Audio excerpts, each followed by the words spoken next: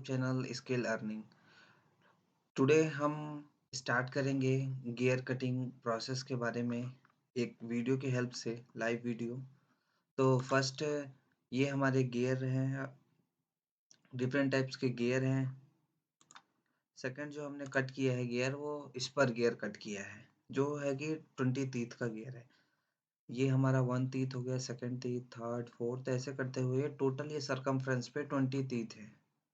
तो 20 टीथ को कट करने के लिए हमें इंडेक्सिंग हेड का हेल्प लेना होगा। इंडेक्सिंग हेड का मेन यूज़ क्या है कि सरकमफ्रेंस के पूरे एरिया को इक्वली पार्ट में वो डिवाइड करता है, जिससे कि टीथ का जो स्पेसिंग है वो इक्वली हो सभी के साथ। तो इसलिए हम इंडेक्सिंग हेड का यूज़ करते हैं। तो गियर कट करने से पहले हमें सबसे फर्स्ट मैंड्रिल यूज़ करना होगा। मैंड्रिल पे हमारा गियर ब्लैंक माउंट होगा। ये माउंट होने के बाद फिर इंडेक्सिंग हेड पे माउंट होगा। उसके बाद ही हम गियर कटर से गियर काट सकते हैं। ये हमारा पूरा सेटअप होगा। ये हमारा इंडेक्सिंग हेड है। यहाँ पे आपका मैंड्रिल और वर्कपीस माउंट है। ये आर्बर पे गियर कटर माउंट है। ये हेड है मिलिंग मशीन का। तो ये जो मशीन है हमारा वर्टिकल मिलिंग मशीन पे हमने इसे हॉरिजेंटल सेटअप कनेक्ट करके गियर कट किया है। तो वीडियो के हेल्प से आगे एक्सप्लेन करते हैं। तो ये है हमारा मिलिंग मशीन। ये अभी रनिंग कंडीशन में है यहाँ पे। तो मेन जो रोल है गियर कट करने के लिए केवल इंडेक्सिंग हेड का रोल है। इंडेक्सिंग हेड ही इक्वली डिवीजन करता है गियर टीथ का। तो जो डिवीजन करेगा वो हमारा इंडेक्सिंग प्लेट डिवीजन करेगा। तो इसे हम डायग्राम में समझते हैं। डायग्राम ये है। ये जो मेन शाफ्ट है ये हमारा इंडेक्सिंग हेड का मेन शाफ्ट है, जिसपे आप एक्सिस पे सेंटर पे वर्कपीस माउंट होगा, सेंटर टू सेंटर। ये स्पिंडल होगा। वर्म व्हील और वर्म शाफ्ट की हेल्प से यहाँ पे रोटेशन 90 डिग्री पे हमें आउटपुट मिलता है। यहाँ सर्कुलर मोशन यहाँ मूव हो रहा है और इसके साथ में ही हमारा वर्म शाफ्ट कनेक्ट रहता है। तो वर्म शाफ्ट जो है सप्लाई मेन वर्म व्हील पे जाएगा। फिर से ये यहाँ पे वर्कपीस के साथ रोटेट होगा और इक्वली डिवीजन होगा। जो डिवीजन में हेल्प करेगा ये हमारा इंडेक्सिंग प्लेट हेल्प करेगा। इंडेक्सिंग प्लेट पे डिफरेंट टाइप्स के इंडेक्सिंग प्लेट्स हैं, जो डिफरेंट टाइप्स के होल्स होंगे। यहाँ पे नंबर ऑफ होल्स इंक्रीज होते जाएंगे। तो जो मेनली यूज होता है वो brown and sharp plate use किया जाता है इंडेक्सिंग प्लेट में। तो दो टाइप्स के इंडेक्सिंग प्लेट होते हैं।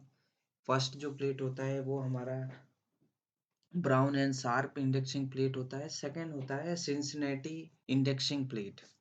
और जो सेटअप का नाम है वो हमारा इंडेक्सिंग हेड होता है। तो इंडेक्सिंग हेड में एडिशनल पार्ट जो है वो है इंडेक्सिंग प्लेट। तो इंडेक्सिंग प्लेट के साथ कुछ अटैचमेंट है। तो फर्स्ट अटैचमेंट जो है जो मूव होगा ये हमारा इंडेक्सिंग पिन है, जो होल के साथ मैच होगा। सेकंड पार्ट जो होगा इंडेक्सिंग क्रैंक है, जिसमें पिन माउंट होगा और उसे रोटेट करने पे ये शाफ्ट रोटेट होगा, जो वर्म शाफ्ट है। उसके साथ में ही हमारे पास दो आर्म है, इसे हम सेक्टर आर्म बोलते हैं।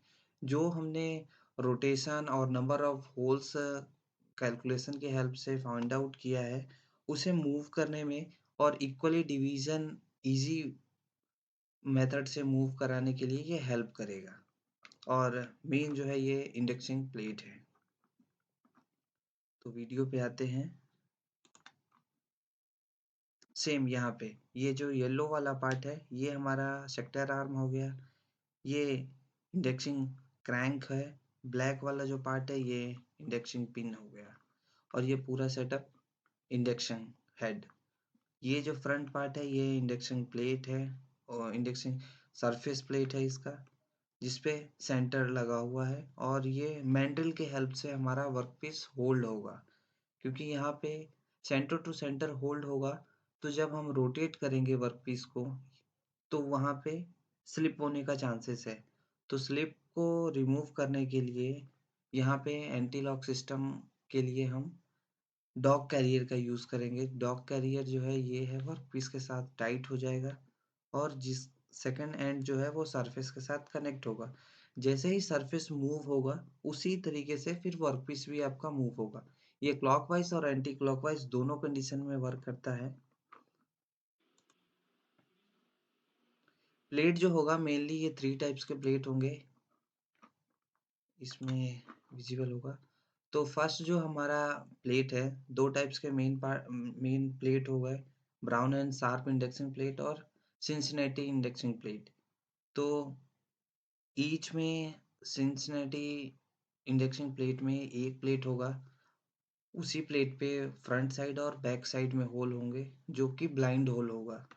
लेकिन ब्राउन एंड शार्प में 3 डिफरेंट प्लेट होंगे और जो होल्स होंगे वो थ्रो होल होंगे। तो इनिशियल जो होल स्टार्ट होगा मिनिमम होल 15 और मैक्सिमम जो है वो 49 होल होगा। तो इनके बीच में हम गियर कट कर सकते हैं, नंबर ऑफ टीथ कट कर सकते हैं, बट इन रेशो के अकॉर्डिंग हमें दूसरा गियर कट करना है तो हम कैलकुलेशन को कंप्रेस कर सकते हैं।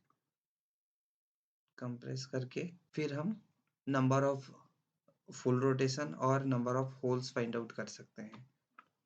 तो आगे वीडियो में देखते हैं फिर।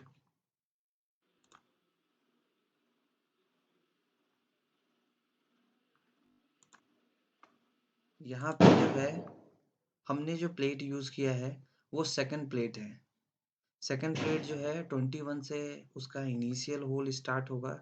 जो फर्स्ट सर्कल होगा उस पे 20 होल होंगे, 21 होल होंगे। सेकंड सर्कल पे सेम 23 होल होगा और जो लास्ट वन है इस पे 33 सर्कल होंगे, 33 होल्स होंगे ऑन अ सर्कल। तो प्लेट जो है ये बी है, सेकंड प्लेट है।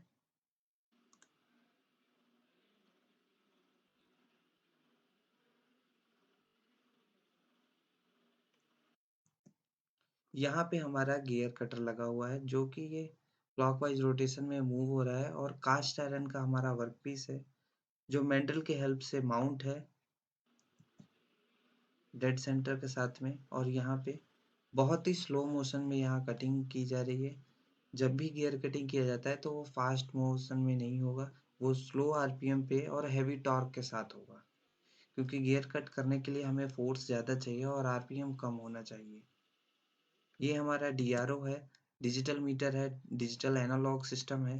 जो भी हम एक्स वाई जेड में मूवमेंट करेंगे वो सारा यहाँ पे आपको डिजिटली फॉर्म में विजिबल होगा।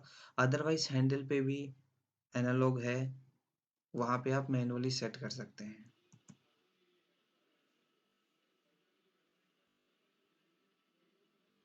तो ये इस तरीके से कटिंग दिख रहा होगा कि कटिंग चिप्स धीरे धीरे स्मॉल पार्टिकल्स फॉर्म में यहाँ से रिमूव हो रहा है।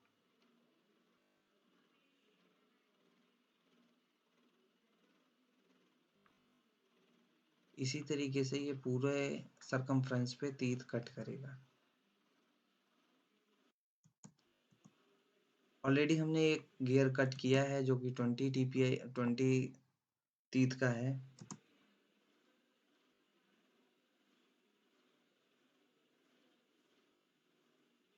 ये गियर है, स्पर गियर। सेकंड ये प्लेट्स है, ये सी ग्रेड का प्लेट है जिसमें मिनिमम होल 37 से स्टार्ट हो रहा है और मैक्सिमम होल 49 होगा। ये प्लेट टू प्लेट वेरी करेगा। ये हमारा सेकंड प्लेट है, ओ सॉरी फर्स्ट प्लेट। ऑलरेडी यहाँ पे मेंशन है ए। ये मिनिमम 15 होल का सर्कल है और मैक्सिमम 20 होल का सर्कल है। तो हमें यदि 15 टीथ कट करना है तो इस प्लेट का यूज़ करेंगे। 16 का कट करना है सेम प्लेट यूज़ होगा 17, 18, 19 और 20 के लिए। इन सभी नंबरों को टीथ कट करने के लिए हमें सेम ए ग्रेड का प्लेट का यूज़ करना पड़ेगा। नेक्स्ट जो है वो हम पूरा प्रोसेस यहाँ से विजिबल होगा कि किस तरीके से मशीन में कटर मूव हो रहा है। ये मशीन के ऊपर में मोटर माउंट है, यहाँ से फिर मोटर के थ्रू सप्लाई जो है व्हील से, बेल्ट से होते हुए, स्टेप पुली से होते हुए, मेन शाफ्ट के साथ गियर में ट्रांसफर करते हुए, फिर नीचे ये हॉरिजॉन्टल सेटअप के साथ में गियर के पास हमारे सप्लाई जा रहा है।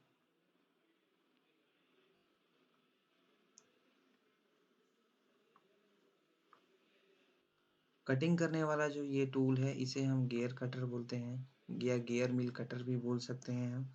जो भी गियर का स्पेसिफिकेशन है वो ऑलरेडी गियर के सरफेस पे पहले से मेंशन होगा, प्रिंट रहता है। तो जो हमने गियर कट किया है उसमें 3 मॉड्यूल का नंबर 4, मैक्सिमम गियर इस पे 34 कट किया जा सकता है और मिनिमम गियर 26, जिसका एंगल है 20, प्रेशर एंगल होगा जो टीथ का वो 20 डिग्री है। HSS का टूल है ये, इसका मैन्युफैक्चरिंग डेट है और ये कंपनी का नाम। तो इस तरीके से नॉर्मली गियर कट किया जाता है। मोस्टली जब अब भी हम गियर कट करते हैं तो इंडेक्सिंग हेड की हेल्प से ही गियर कट किया जाता है। अब गियर कट करने के लिए हमें कुछ फाइंड आउट करना होगा। रॉ मटेरियल का, वर्क पीस का साइज क्या होना चाहिए, नंबर ऑफ रोटेशन क्या होना चाहिए। तो ये सारा फाइंड आउट करने के लिए कुछ फार्मूलाज यूज होंगे। तो फर्स्ट हमें ये कंफर्म होना चाहिए कि कितने टीथ का गियर कट किया जा रहा है। तो उस पे फार्मूला लगेगा gear blank size find out करने के लिए। Module bracket number of teeth plus 2 and bracket.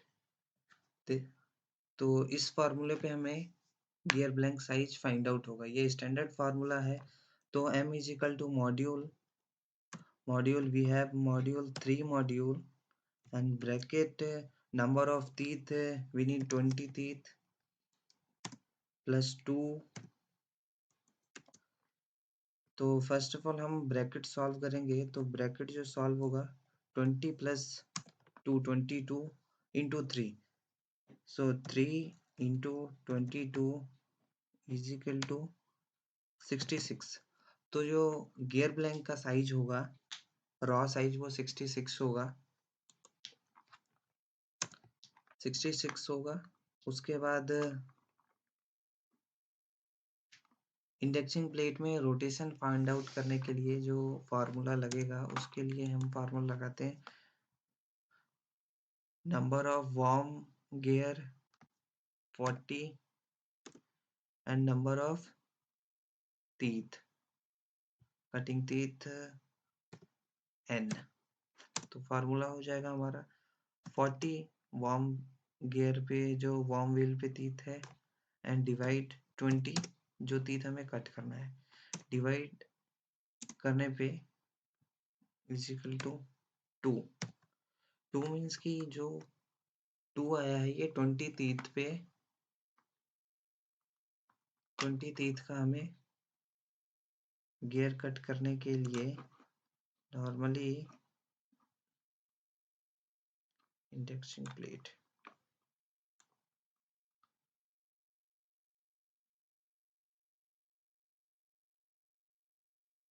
Index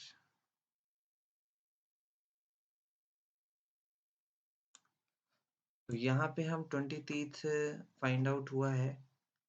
2 rotation it means कि यहाँ से स्टार्ट होगा और फिर फुल रोटेशन होने के बाद यहाँ पे वापस, देन सेकेंड रोटेशन फिर आके यहाँ पे 0। तो जो डिस्टेंस है वो इक्वली डिवीजन किया जाएगा पूरे सरकमफ्रेंस पे। तो ये है हमारा इसका फार्मूला। तो इससे ये होगा सेम टीथ, सेम हमें नंबर ऑफ टीथ इंक्रीज करना है। तो इंक्रीज करने के लिए हम क्या करेंगे, सेम फार्मूले पे यहाँ पे मुझे 23 टीथ कट करना है। 23 टीथ के लिए ये सेम फार्मूला रहेगा 25 इज इक्वल टू 75। तो जो गियर ब्लैंक का रॉ साइज होगा वो 75 होगा। और सेम यहाँ number of rotation find out करने के लिए 23 इज इक्वल टू 23 से जब 40 को डिवाइड करेंगे तो 1, उसके बाद जो आएगा 23 माइनस हो जाएगा 40 में से, तो सेकेंड आएगा 70/23। इट मीन्स कि 1 जो होगा हमारा फुल रोटेशन होगा एंड 17 होल आउट ऑफ 23